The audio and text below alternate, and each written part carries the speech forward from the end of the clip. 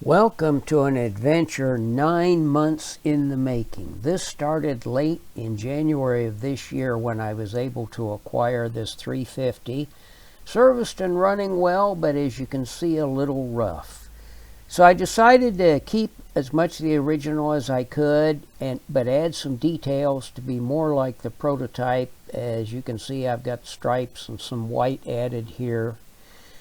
And then I needed to put a train behind it. So I was able to get these two cars, a 955 and a 655, that were pretty rough. One did not even have a chassis, but I knew I could work with them. So the first step was to get all the old paint off. Simple green has worked well for me in the past and for other people. So out came an aluminum tray, and in went the simple green and the car, and I gave it time to soak.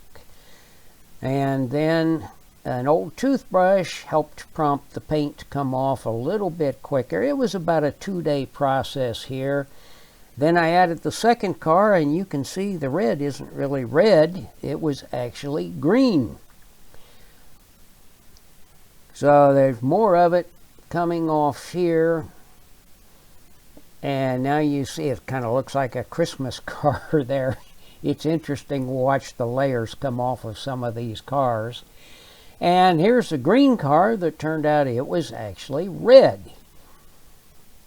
Or so I thought. It was actually cream. So it had been painted red and then painted green. That seems quite efficient. I needed one more car. I found this one. It wasn't in really bad shape, but bad enough I did feel that I could go ahead and strip this down and use it. Here are the first two, clean and ready to go on to the next step. Here's the third car, and I had special plans for this one.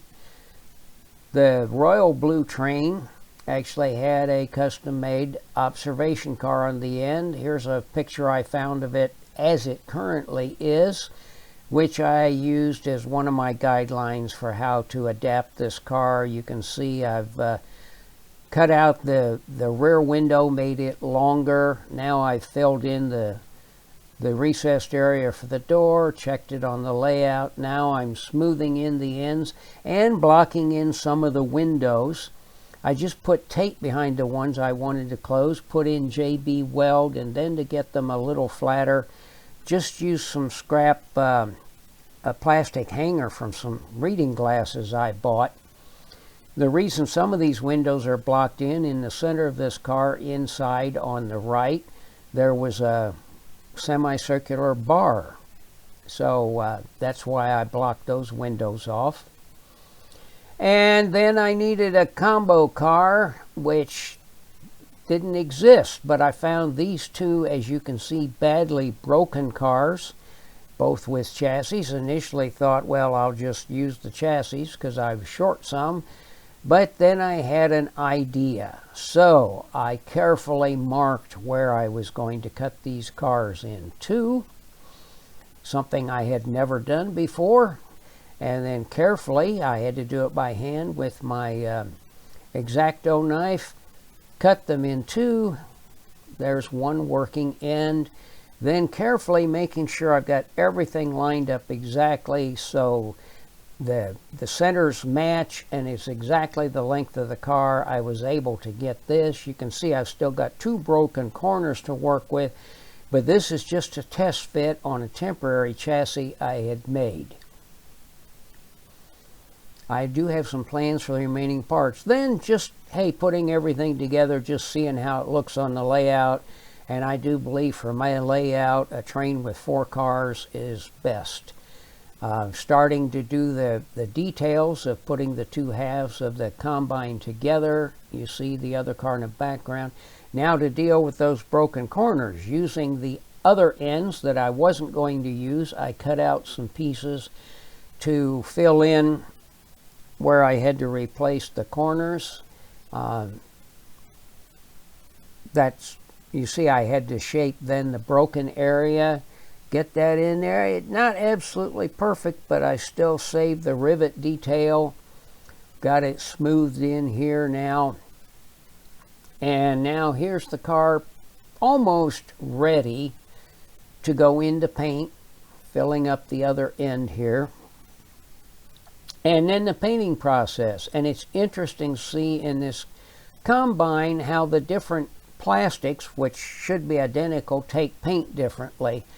But I painted the cars on raised blocks so that I could get good angle on the paint, and then I thought I'd just test the first one and see how it looks. Added the other cars. Yeah, I'm liking it. Here's the first car masked to do the white stripe through the windows, and I used my thumbnail to make sure I sealed the masking tape very, very carefully along the edges where the color changes, especially along the handrails and around the doors. Up at the top, it's not mashed down tightly within the door. That would distort the line, but I'll spray slightly, very slightly downwards, and I should be okay. So the ends are done, both sides are done. Let's go hit this one and see how it looks. Then one tricky part is the combine car. The stripe does not go all the way through, and I needed a way to get the proper curve on the end of the stripe and hit on narrowing slightly a Haagen-Dazs stick and using that to cut around the masking tape to get the shape I want. So there you've seen the first part of the process. I'm getting close to the rest of it. Be sure to like and subscribe so you can see the big reveal.